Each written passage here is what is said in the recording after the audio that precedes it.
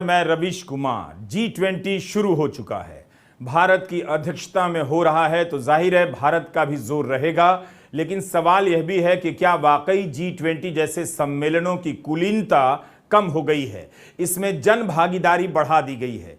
इस दावे की सच्चाई कितनी है? बेशक अलग अलग शहरों में सम्मेलन की बैठकें होने से उन शहरों में हलचल तो हुई, मगर जनता की भागीदारी कैसे हो पाई? गोदी मीडिया के जानकार बार बार इस बात पर जोर दे रहे हैं कि प्रधानमंत्री मोदी ने G20 को बंद दरवाजों से बाहर निकाल दिया। तब तो गोदी मीडिया के एंकरों और चैनलों को ही बताना चाहिए कि G20 की 200 बैठकें हुई हैं, उनमें से कितनी बैठकों को उन एंकरों या उनके चैनलों ने कवर किया है।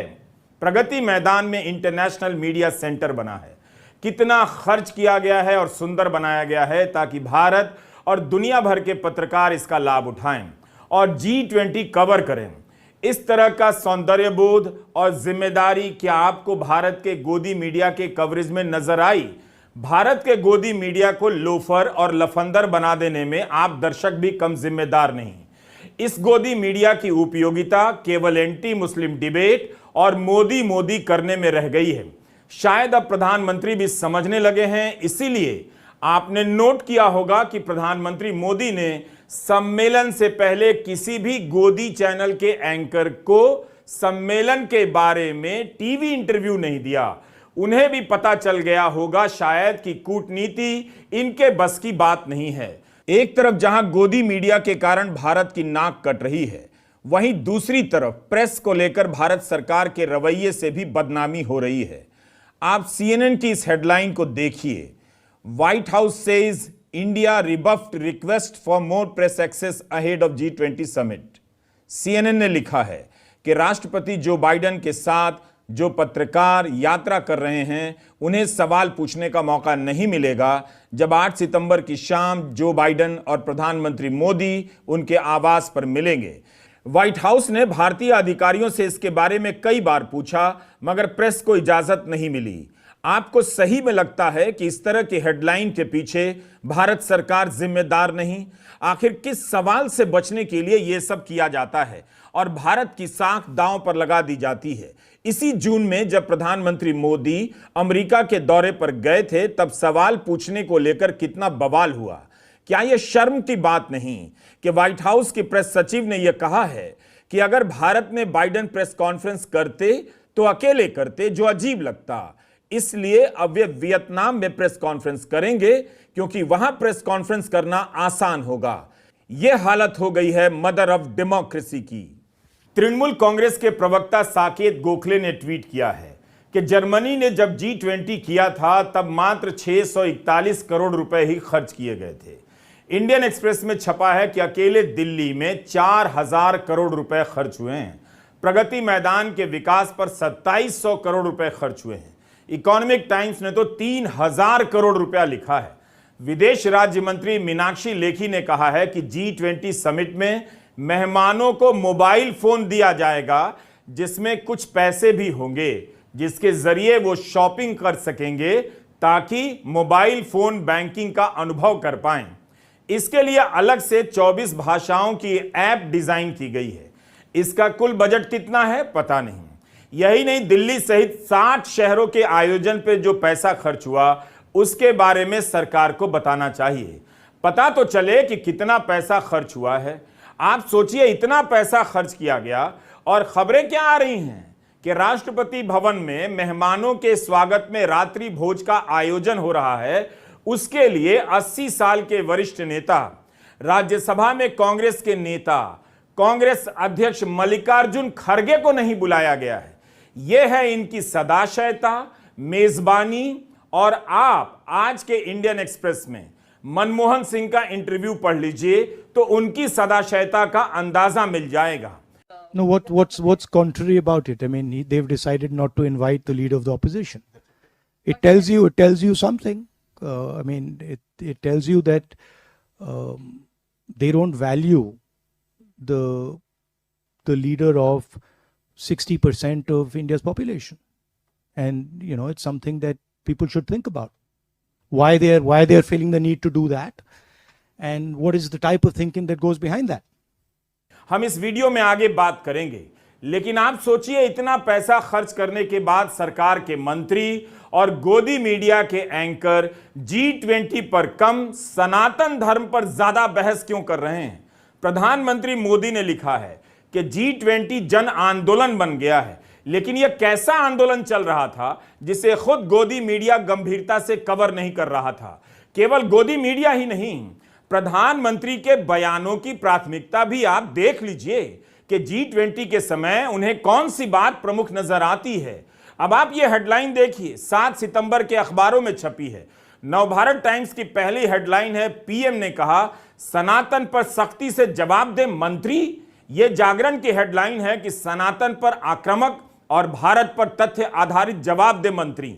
बताइए, 8 सितंबर से G20 का सम्मेलन शुरू होने जा रहा है और प्रधानमंत्री मोदी अपनी प्राथमिकता तय कर रहे हैं, तो वही गोदी मीडिया ने 7 सितंबर की शाम को कर दिखाया।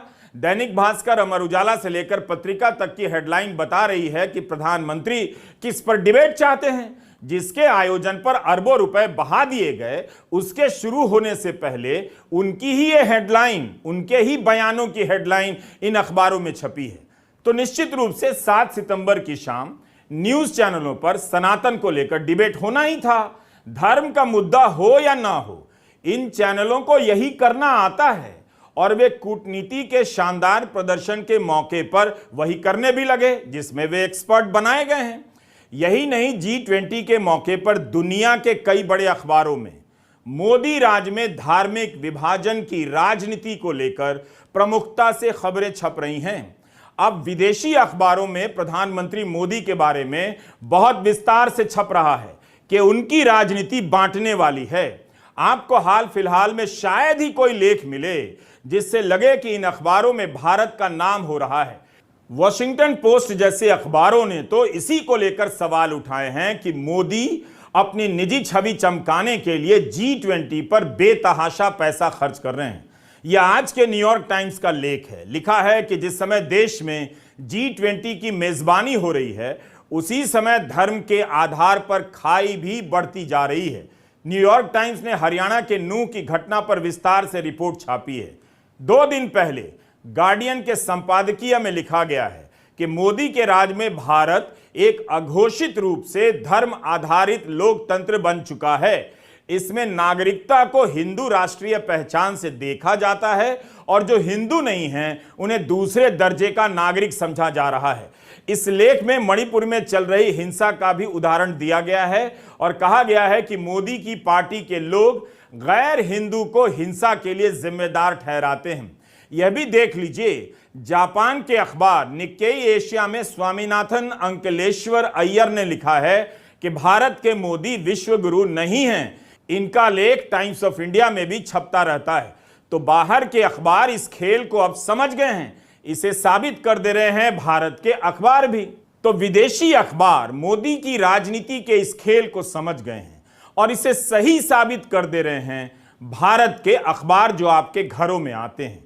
अगर आप इन लेखों को भारत के अखबारों में धर्म के मुद्दे पर छप रही खबरों से मिलाकर देखेंगे तो आप ही बताइए कि फिर दुनिया भारत पर और क्या लिखेगी। यही नहीं, गोदी मीडिया में जो कवरेज हो भी रहा था उसकी गंभीरता इतनी ही थी कि एक एंकर बाइक पर सांसद को लेकर दिल्ली दर्शन के लिए निकलती हैं। पूरा कवरेज ऐसे हो रहा है जैसे कोई मेला लग गया है। दरअसल दुनिया भर में गोदी मीडिया भारत के लिए शर्मिंदगी का कारण बनता जा रहा है। दुनिया भर से आए राष्ट्र प्रमुखों के सम्मेलन का कवरेज केवल एक नेता के लिहाज से तो नहीं किया जाएगा, लेकिन शहर में तो उसी एक नेता के ही पोस्टर लगे हैं, तो गोदी मीडिया भी मोदी मोदी ही करेगा। क्या सरकार ने खुद इसे मोदी मोदी में नहीं बदला है? तो गोदी मीडिया का जो घटिया कवरेज है वो आसमान से नहीं आया, उसे प्रोत्साहित कौन कर रहा है आप समझ सकते हैं। 4 दिनों के लिए क्या यह सरकार खुद को भारत बनाम इंडिया और सनातन पर बोलने से नहीं रोक सकती थी? G20 का कवरेज अब यही होगा कि नेता टहलते दिखेंगे, हंसते दिखेंगे, हाथ मिलाते दिखेंगे।